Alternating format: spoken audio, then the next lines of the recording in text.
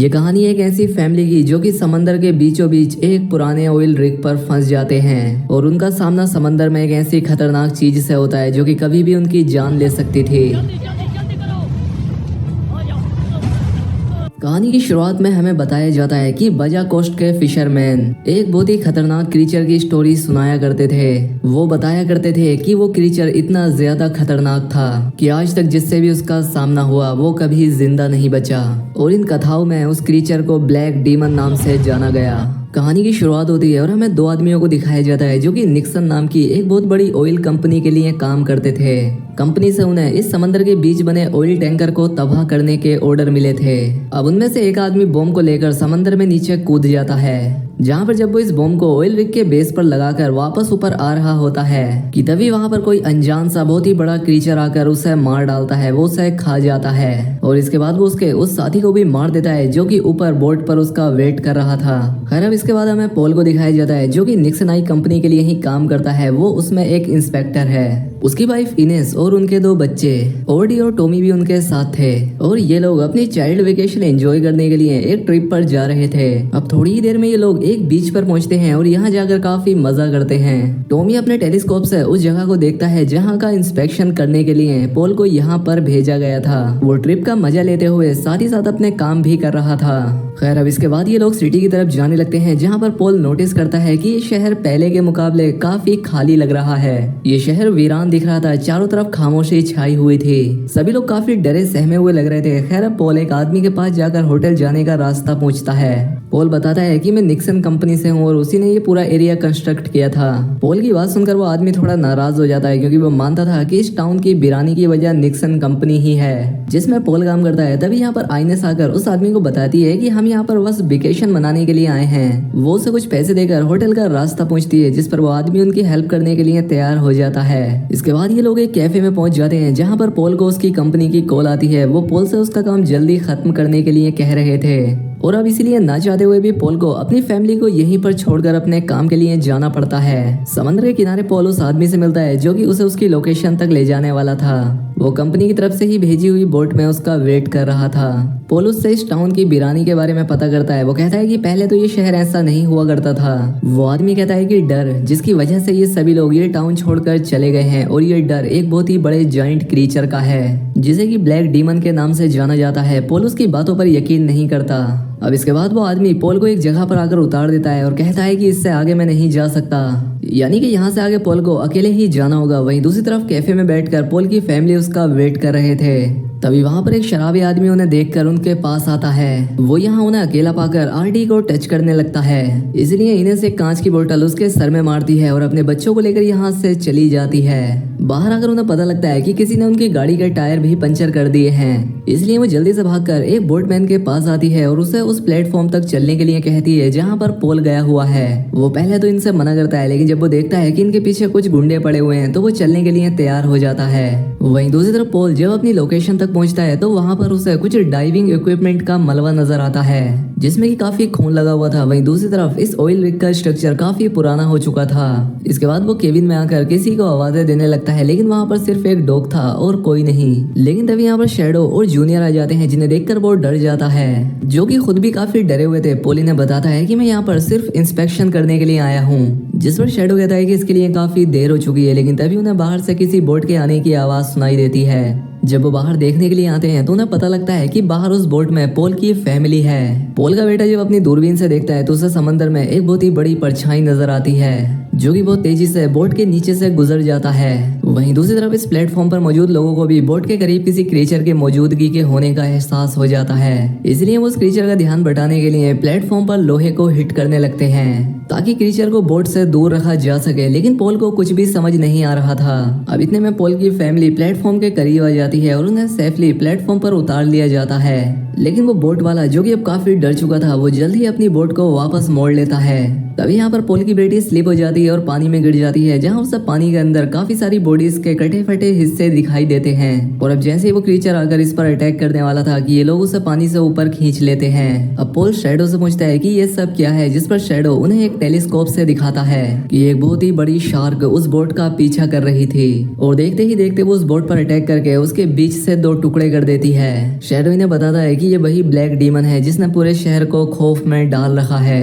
और यही वजह है कि ये दोनों भी यहाँ पर फंसे हुए हैं, क्योंकि यहाँ पर कोई भी उनकी मदद के लिए नहीं आना चाहता। अब ये लोग महसूस करते हैं कि प्लेटफॉर्म की बेस उस शार्क के अटैक से काफी कमजोर हो चुकी थी, इसलिए सभी चीज यहाँ पर काफी तेजी से हिल रही थी। पोल कहता है कि पावर का मसला तो मैं ठीक कर दूंगा, लेकिन इसके लिए पानी के अंदर जाना होगा। इनेस को ये आइडिया बिल्कुल भी पसंद नहीं आता, लेकिन अब इन लोगों के पास इसके अलावा दूसरा कोई रास्ता भी नहीं था। यहाँ पर शैडो बताता है कि ये डीमन गॉड की तरफ से एक श्राप, एक कर्स है, क्योंकि गॉड ने इंसानों के लिए ये दुनिया बनाई, इसमें लाखों रिसोर्सेस पैदा किए, लेकिन इंसान अपने फायदे के लिए उन सभी रिसोर्सेस को तबाह करने में लग गया। इंसानों ने जंगलों को काट डाला, समंदर में धमाके किए जिससे लाखों जानवर मारे गए, नेचर का साइकिल हिल गया और इसलिए ये ब्लैक डीमन गॉड की तरफ से एक पनिशमेंट के तौर पर आई है। पोल उसकी बात नहीं मानता, लेकिन शैडो अपनी बात पर पूरी तरह से अड़ा हुआ था। वो कहता है कि इस क्रीचर को मारने का भी कोई फायदा नहीं जब तक कि फाइनल सैक्रिफाइस नहीं हो जाता। अब शैडो जूनियर मेटल से बने एक कैप्सूल की मदद से समंदर में एंटर होते हैं। नीचे जाने पर उन्हें सपोर्टिंग कॉलम मिल जाता है जो कि बुरी तरह से ऑयल से घिरा हुआ था और उस पर एक बॉम्ब लगा हुआ था जो कि हमने मूवी के शुरुआत में देखा था। उस पर 2 घंटे और कुछ मिनट का टाइम रह गया था, यानी कि ये बॉम्ब 2 घंटों के बाद एक्सप्लोड हो जाएगा।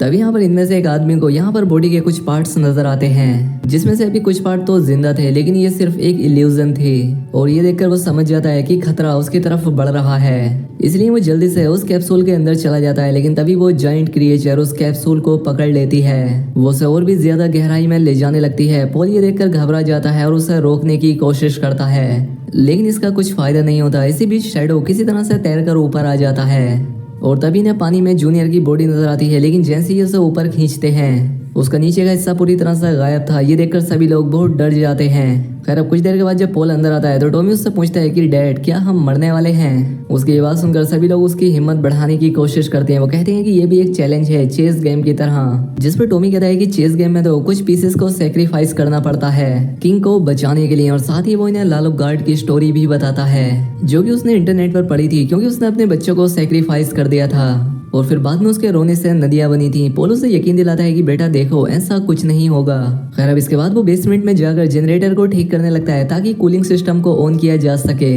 वहीं उसकी फैमिली वहां पर कुछ काम की चीजें ढूंढने लगती है। इसी बीच टॉमी एक छोटी बोट में काफी सारी डॉल्स रख के उसे समंदर में बहाता है और साथ ही वो गॉड ऑफ सी से प्रे करता है कि वो उन्हें माफ कर दें और यहाँ से जाने दें। लेकिन तभी उस बोट में से एक डॉल पानी में गिर जाती है। वहीं दूसरी तरफ इनेस को एक वोल्ट में कुछ पेपर मिलते हैं जिस पर कि पोल के सिग्नेचर थे। उस पर लिखा था कि ये ऑयल रिग वर्किंग कंडीशन में नहीं है, ये चलने लायक नहीं है, लेकिन फिर भी पोल ने उन पर साइन करके उसे पास कर दिया था। वहीं दूसरी तरफ नीचे वो शार्क उस प्लेटफॉर्म से टकराती है जिससे एक जोर का झटका लगता है जिससे पोल पानी में गिर जाता है। उसकी चीखों की आवाज सुनकर इनेस जल्दी से उसके पीछे से पानी में कूद जाती है और वो किसी न किसी तरह से उसे जल्दी से पानी से बाहर ले आते हैं, उसकी जान बचा लेते हैं। इसके बाद इनेस पोल से झगड़ा करने लगती है। वो कहती है कि सब कुछ पता होते हुए भी तुमने उन पेपर्स पर साइन क्यों किए और इसी वजह से पहले भी कई सारे लोगों की जान जा चुकी है। वो कहती है कि असली शैतान, असली मॉन्स्टर तो तुम हो।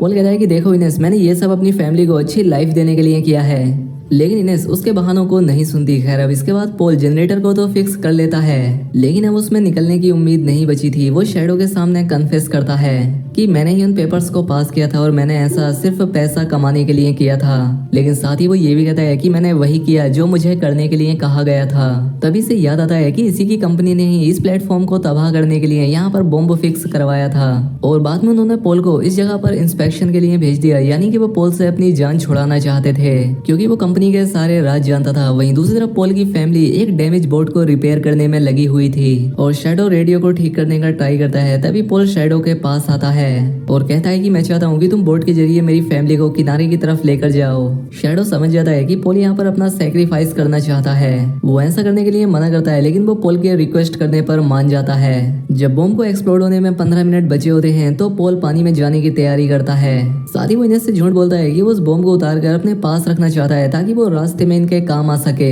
और अब यहाँ पर जल्दी से शैडो भी तैयार होकर पोल की फैमिली को एक एस्केप बोट में बैठाकर यहाँ से दूर लेकर जाता है। पोल पानी में जाकर उस बॉम्ब को उतार लेता है और जनरेटर की मदद से वो लाइट्स ऑन करके उस शार्क को अपनी तरफ अट्रैक्ट करता है और अब शार्क भी उसकी तरफ आने लगती है। खैर अब पॉल आखिरी बार अपने परिवार से बात करता है। वो इनेस को बताता है कि अब मैं तुम्हारे साथ नहीं आ सकता और शैडो को कहता है कि तुम्हारे लोगों की जान बचने वाली है और अब उन्हें इस क्रीचर से हमेशा हमेशा के लिए छुटकारा मिलने वाला है। वो आखिरी बार अपने बच्चों से भी बात करता है जिससे सभी लोग काफी उदास हो जाते हैं। वो रोने लगते हैं क्योंकि उनके फादर उनकी जान बचाने के लिए अपना सेक्रीफाइस देने वाले थे। खैर अब इसके बाद पॉल उस शार्क के सामने आ जाता है और वो शार्क भी तेजी से पॉल के सामने आती है। वो उससे पूरा निकल जाती है और ठीक उसी समय पर वो बॉम्ब एक्सप्लोड हो जाता है और अब पॉल के साथ साथ वो शार्क भी मारी जाती है। ये सब पॉल की फैमिली भी देख रही थी और ये देखकर वो बहुत रोने लगते हैं। अब कुछ देर के बाद एक बोट उनकी मदद के लिए यहाँ पर आ जाती है जिसे कि शैडो ने ही रेडियो से सिग्नल भेजा था। अब पॉल की फैमिली को रेस्क्यू कर लिया जाता है और इस तरह से पॉल अपनी जान देकर अपने परिवार की जान बचा लेता है। और अब इसी के साथ ये फिल्म यहाँ पर खत्म हो जाती है।